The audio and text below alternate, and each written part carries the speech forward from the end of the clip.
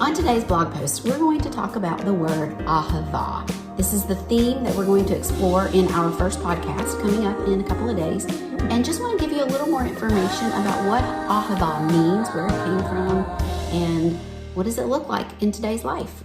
Ahavah. Did I say that right? Ahavah, yes, you did. When I first heard the word, I thought, oh, that sounds like the word, the phrase, aha, as in, aha, I've got it.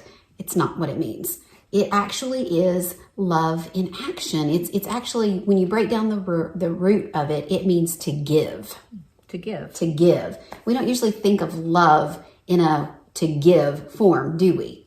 No, I think of it more of getting when I think of that. We do. That's typically our Western view of what love is. It's what does someone do for me or toward me? It's love that they show me instead of what I give to them. The word ahavah only has 6 letters when we transliterate it to English. Okay. In the original, the root ahav only has 3 letters, 3 little bitty tiny letters. In English, that's not much. No. But in Hebrew, in word pictures, it is so much more vibrant.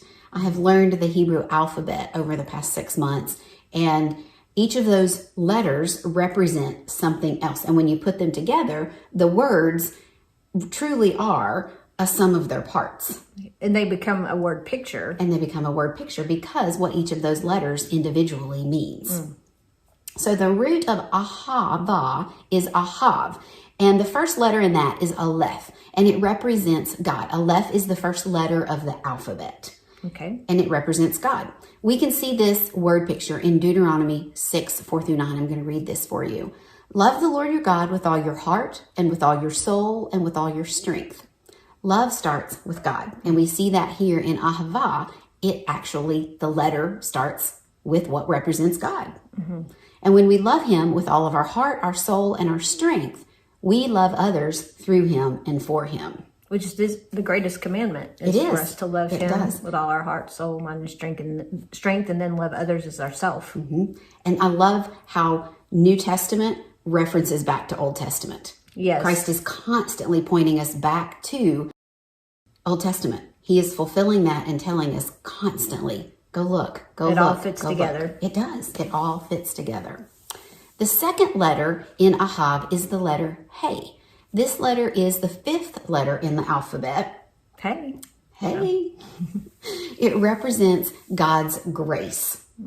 I love that. I do too. And it's through his grace that he loves us. He shows us his love by giving us his son. Yes. So there that layering to give. He's showing his love to us by giving to us. Yes. The greatest gift. The greatest gift of his son, the birth, death, burial, and resurrection of his son. We reciprocate God's love by obeying his commandments. As seen in John 14:15, it says, if you love me, you'll obey my commandments. How much more clear can he get than that? Yes, obedience is one of those themes that runs through Scripture over and over again as well. It does. It does. Well, this tiny letter hey only has 3 lines. And in those tiny lines, it shows us a picture of loving God through our heart, our soul, and our strength. That's beautiful. It is. And the last letter in ahav is beit. Very, very small letter. Beit. Beit. It is the 2nd letter of the alphabet, and it's a picture of a house because it actually means house. Okay. So beit means house. A way that I remember this is Bethel.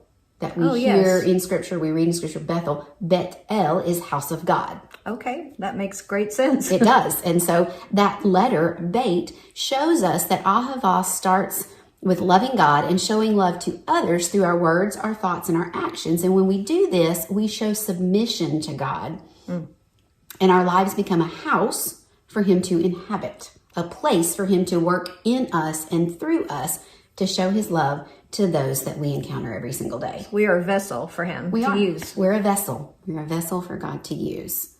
C.S. Lewis wrote in Mere Christianity, do not waste time bothering whether you love your neighbor. Act as if you did. As soon as we do this, we find one of the greatest secrets. When you're behaving as if you loved someone, you will presently come to love him. Sometimes just doing the action produces the feelings or produces what we need in order to show what we're trying to show, which is love. It is. It's a choice. Yes. It's a choice that we have to consciously and intentionally and repeatedly make. Exactly. In Hebrew, love is connected directly with action and obedience. We show obedience to God by obeying his commandments, which leads us to see others, those that we encounter every single day, and to know others so that we can share him with them. I am not perfect. I forget this a ton. You're not perfect? I'm so glad you think I am. But I forget this when I get so busy and I'm on a mission with a task. I go and go and go to get that task checked off. Yes. But I forget to slow down and pay attention to those around me. Yes, I think in our humanity, that's very natural to just want to check off a list and get the thing done, whatever that is, and to forget what we're supposed to be doing really along the way. Yeah. Ahavah is a verb and a noun. It is about doing, about giving. The term ahav, which we've seen, begins with God. Yes. It is through God giving his grace to us so that we become vessels or a house, beit, the house for him to inhabit and work through to a world that is desperately needing his hope and his grace and his mercy. True ahavah, true love, is more concerned about giving than receiving. Wow, that goes against all human nature, really, in our Western thinking. It does. It really does.